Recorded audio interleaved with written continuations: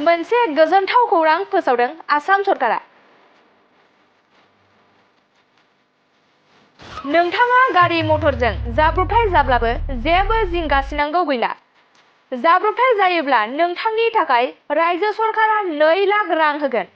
जाब्रबथायजों खहा जानांनायफोरनो रायजो सरकारा होगोन 2 लाख रांनि इन्सुरेन्स।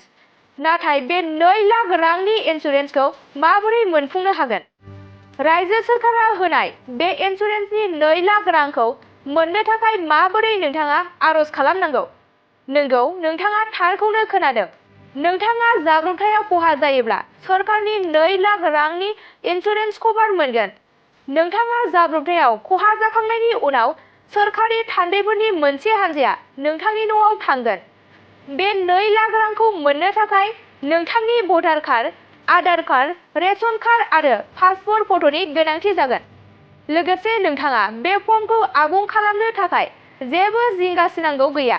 नोंथांनि मुं, थं, बैसोजों फर्म आबुं खालामनो थाखाय सोरखारनि थान्दैफोरानो आबुं खालामनानै होगोन।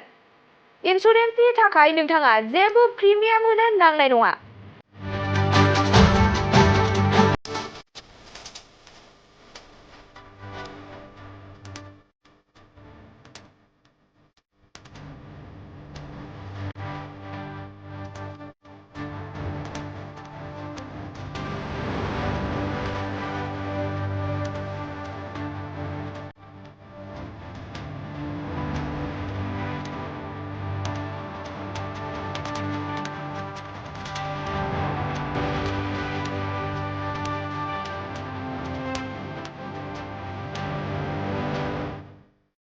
बेराम आजार जानाय सुबुंफोरनि थाखाय ईश्वर पलिक्लिनिक एन्ड रिसार्च सेन्टारा गोबां खाबुफोर लाबोदों। बे ईश्वर पलिक्लिनिक एन्ड रिसार्च सेन्टाराव गोबां बेराम जानाय सोखानो हाग्रा मोजां रोंगौथि गोनां डक्टरफोर दं। क'क्राझार सहरनि खारगामि निउ फ्लाइअभारनि साखाथियाव थानाय ईश्वर पलिक्लिनिक एन्ड रिसार्च सेन्टारा गोबां फेसिलिटिज एबा खाबुफोर फोसावदों। ईश्वर पलिक्लिनिक एन्ड रिसार्च सेन्टारनि फेसिलिटिफोरानो जाबाय obstetrics and gynaecology, general surgery, orthopaedic surgery, laboratory, ultrasonography, casualty, paediatrics, pathology, pharmacy, laparoscopy surgery, NICU, x ray आरो ईश्वर पलिक्लिनिक एन्ड रिसार्च सेन्टारा 24 घन्टा जेब्लाबो खुलायै थागोन। लांलाय लाबोलायनि एम्बुलेन्सआबो मोजाङै सार्भिस थागोन। निखावरि सुबुंफोरनो ईश्वर पलिक्लिनिक एन्ड रिसार्च सेन्टारा रेहाय होनाय जागोन आरो बेराम आजारफोरखौ बे ईश्वर पलिक्लिनिक एन्ड रिसार्च सेन्टाराव मोजाङैनो देहाखौ फाहामथाय लाफैनो हागोन।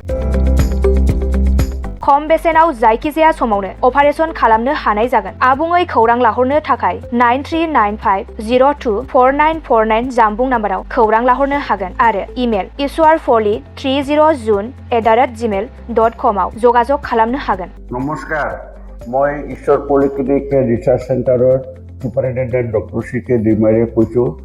আমাৰ এই ঈশ্বৰ পলিক্লিনিক ৰিচাৰ্চ চেণ্টাৰটো কোকৰাঝাৰৰ খাৰগাঁও ফ্লাইঅভাৰৰ তলতে এইটো নতুনকৈ আমাৰ স্থাপিত হৈছে এটা নাৰ্ছিং হোম।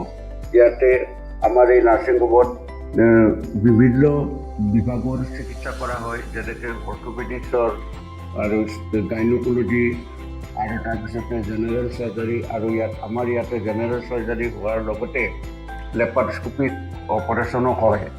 আমাৰ ইয়াতে সুবিধা আছে, যেনেকৈ আমাৰ লেবৰেটৰী আছে, এক্স-ৰে, ছ'নোগ্ৰাফী, এইবিলাক সম্পূৰ্ণ আমি ৰাইজক ছাৰ্ভিচ দিবৰ কাৰণে যুগুতাইছোঁ। আমাৰ ইয়াতে OPD যিটো মানে বহিৰ্বিভাগৰ ৰোগী চোৱা হয়, সেইটো আমাৰ চোৱা হয়। তাৰোপৰি দিনে ৰাতিয়ে আমাৰ ইয়াতে অপাৰেশ্যন কৰা হয়। গোটেইখিনি সুবিধা আপোনালোকে পাব। ইয়াৰ উপৰিও যিসকল লোক আৰ্থিকভাৱে তেওঁলোকৰ দুৰ্বল, তেওঁলোকক আমি ৰেহাই ৰেটত আমি চিকিৎসা কৰিবৰ কাৰণে যত্ন কৰিম।